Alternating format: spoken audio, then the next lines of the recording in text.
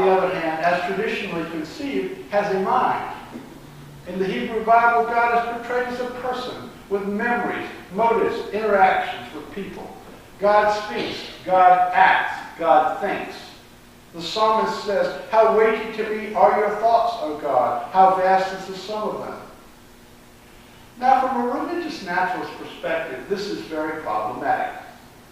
The only minds we know in science are human ones, and each mind has a strong relation to its underlying matter, the brain.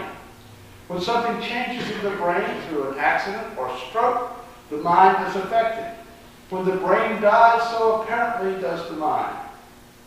Since the days of Plato, we've been wont to talk about the faculty of reason as separate from the flesh and separate from emotion. But what we have learned about brain-mind connection in the last 20 years points toward a knowing that is completely intertwined with feeling and completely part of the body.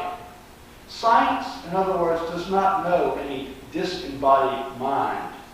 And this is a major stumbling block for me in contemplating God. Yet Google offers us a model to think about this. Google may not be disembodied mind, but it's certainly disembodied information. The actual information is stored on powerful servers, which are located around the world, but they're so accessible from any computer that they're often spoken of as a cloud.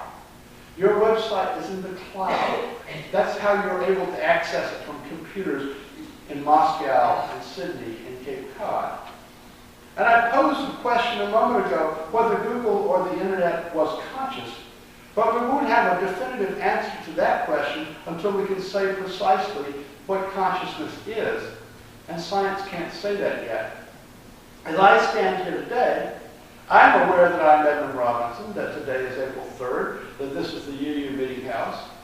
But if you dissected my brain right now, you would not be able to say where that knowledge resided. The best you could do is say that there would be certain circuits of neurons which might impact it. Google and the internet don't look much like God if our model of God is a person. But suppose we look at God as Emerson looked at God, as the sum of all souls, as the oversoul. Suppose God is not a separate entity, but an emergent property of everything that is. Suppose the universe itself is God's body.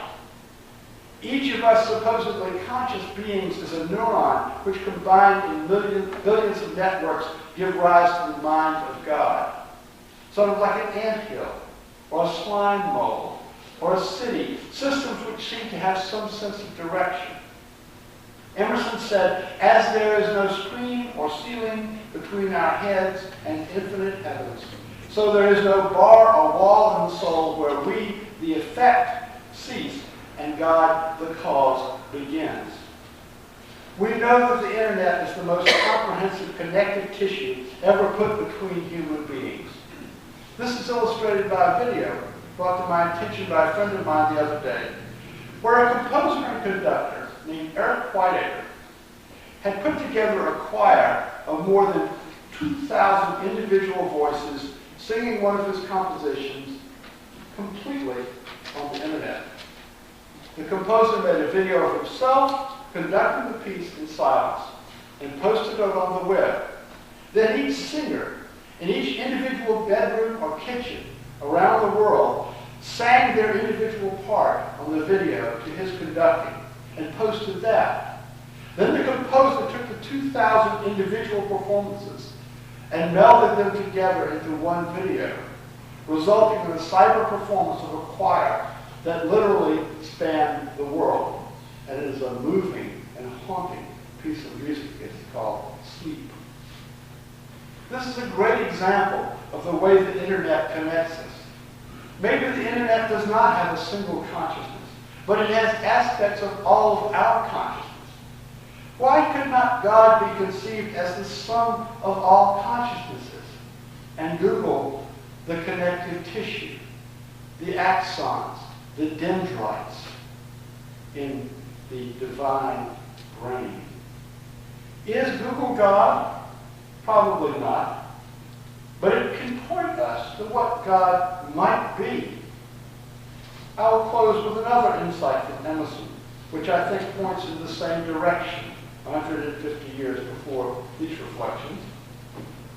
Within us is the soul of the whole, the wise silence, the universal beauty, to which each part and particle is equally related, the eternal one.